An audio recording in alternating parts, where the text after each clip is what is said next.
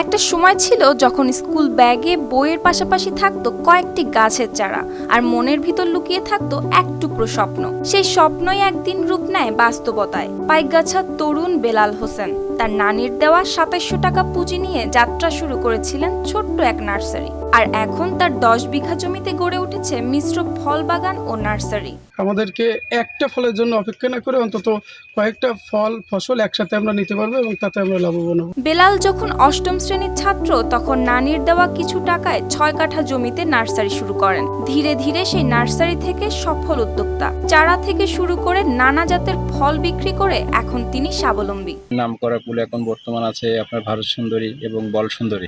নতুন জাতের যে কমলা টক নতুন আসছে, এটা অনেক ভালো। কমলা টক, তারপরে আপনার মাদুরি টক বলে যেটা আপনার প্রচুর ধরে। এরপরে আছে সাদা টক, এটাও প্রচুর ধরে। এগুলো নতুন জাতের ফুল, এগুলো চাষের আসলে লাভবান হচ্ছে। বর্তমান প্রজন্মে এগুলো ব্যাপক চাষ হচ্ছে এবং এখান থেকে বিঘা প্রতি ২ থেকে ৩ লাখ টাকা বিক্রি হচ্ছে।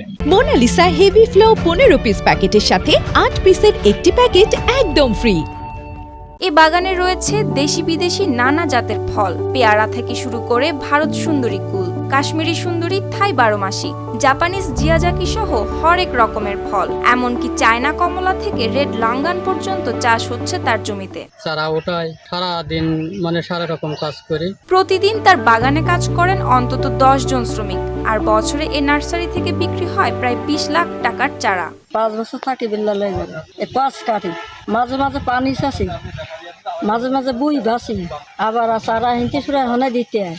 বেলাল শুধু সফল উদ্যোক্তাই নন, তিনি স্থানীয় কৃষি খাতে এক বড় অনুপ্রেরণার নাম। দেখা যায় অল্প অল্প করে তিনি বিভিন্ন পদের ফল বিক্রি করেছেন, যেটা একত্রে করলে একটা ভালো অ্যামাউন্ট পাওয়া যায়। কিন্তু যারা আমরা ফল বাগান করতে আগ্রহী, তার কাছ থেকে কিছু শিক্ষা নিতে পারি, তার কাছ থেকে অনুপ্রাণিত হয়ে আমরা ফল বাগান করতে পারি। তাহলে বেলালের এই পথ চলা যেন প্রমাণ করে কোনো স্বপ্নই ছোট নয়, যদি তাতে থাকে মাটি, ঘাম আর একটু ভালোবাসা।